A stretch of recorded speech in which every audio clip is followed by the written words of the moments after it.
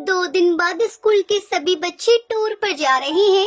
मैंने तो मैम से मना कर दिया, लेकिन मैम कह रही थी कि पढ़ाई के साथ साथ हमें म्यूजियम और हिस्टोरिकल प्लेस के बारे में देखना चाहिए और जानना चाहिए।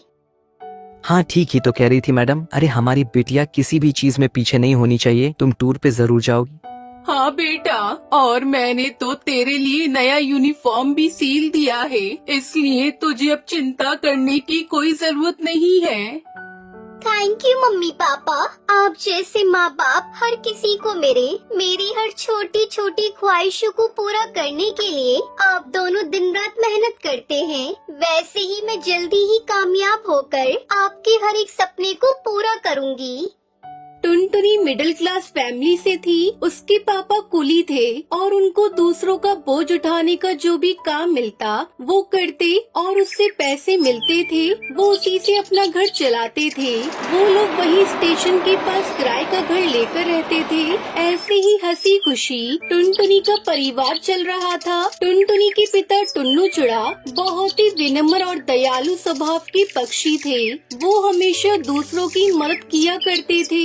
ऐसे ही एक दिन एक अंधी पक्षी अपने बच्चे को लेकर स्टेशन पर ट्रेन आने का इंतजार कर रही थी। तभी अचानक से उसका पैर फिसल जाता है और उसका बच्चा पटरी पर गिर जाता है।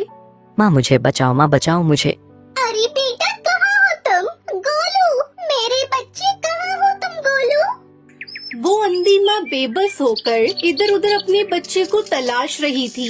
गोलू ट्रेन की पटरी पर रो रहा था और तभी उधर से तेज रफ्तार से हॉर्न देते हुए ट्रेन आ रही थी। तभी टुन्नू चुड़ा की नजर उस रोती हुई माँ और बच्चे पर जाती है। वो तुरंत ही सामान वहीं रखकर तेज रफ्तार से दौड़ते हुए पटरी पर जाता है और बच्चे को उठाकर स्टेशन पर रख देता है। तभी ट्रेन आ जाती है और टुन्नू चुड़ा अपने साहस भरे जज्बे के साथ उस बच्चे को तो बचा लेता है, लेकिन वो खुद को नहीं बचा पाता और उसकी वहीं मौत हो जाती है। ये खबर जब उसके घर वालों को पता चलती है तो उनके ऊपर मानो जैसे दुखों का पहाड़ टूट पड़ता है। वो लोग फूट फूट कर रोने लगते हैं। माँ पापा हमें छोड़कर कहाँ चले गए? माँ हमारा क्या होगा? माँ कौन मेरी हर इच्छा को पूरी करेगा? अब मुझे कौन पढ़ा लिखा कर अफसर बनाएगा? वहीं टुनटुनी की माँ टूनी की भी तबीयत खराब हो जाती है। अब घर की सारी जिम्मेदारी टुनटुनी चिड़िया पर आ जाती है। ऐसे ही 1 महीना बीत जाता है।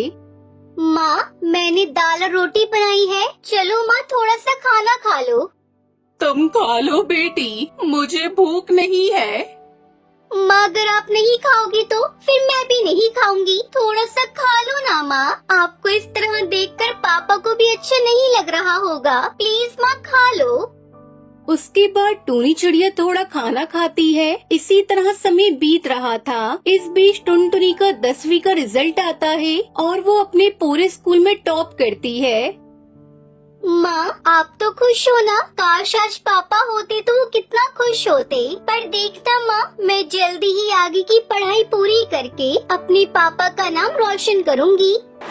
टुनटुनी ये सब कह रही थी कि तभी वहाँ पर उसका मकान मालिक कड़कनाथ सेठ आ जाता है।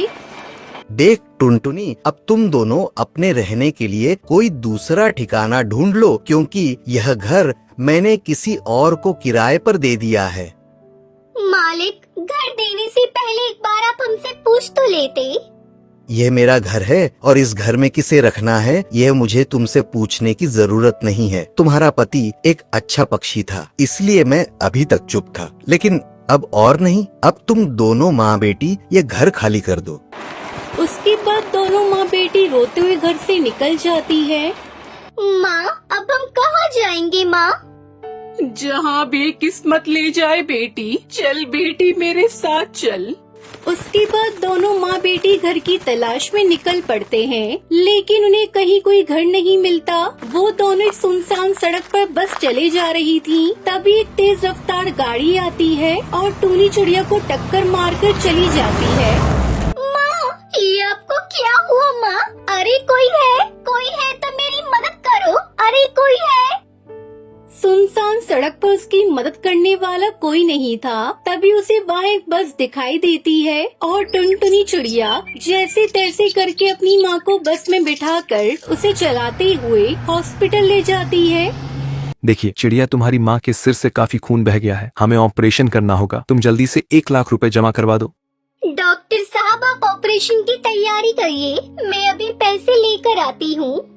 टुनटुनी उसी बस में बैठकर रो रही थी। हे भगवान, पापा को तो पहले ही मैं खो चुकी हूँ। अगर माँ को कुछ हुआ तो मैं नहीं जी पाऊंगी। मुझे हर हाल में मेरी माँ की जान बचानी है, लेकिन मैं इतने सारे पैसे कहाँ से लेकर आऊंगी? तभी उस बस में से आवाज आती है, परेशान मत हो टुनटुनी, चिड़िया मैं परी लोक से आई हुई हूँ। मैं जादुई बस हूँ और तुम्हारे परिवार वालों की अच्छाई को देखते हुए ही रानी परी ने मुझे तुम्हारी मदद के लिए भेजा है। आज से तुम्हें घबराने की कोई जरूरत नहीं है। ये लो, ये पूरे 1 लाख रुपए हैं। जादुई बस, मैं तुम्हारा ये एहसान कैसे चुका पाऊंगी? थैंक यू बस, तुमने मेरी ऐसी मुश्किल समय में मदद की जब मेरा साथ देने वाला कोई नहीं था।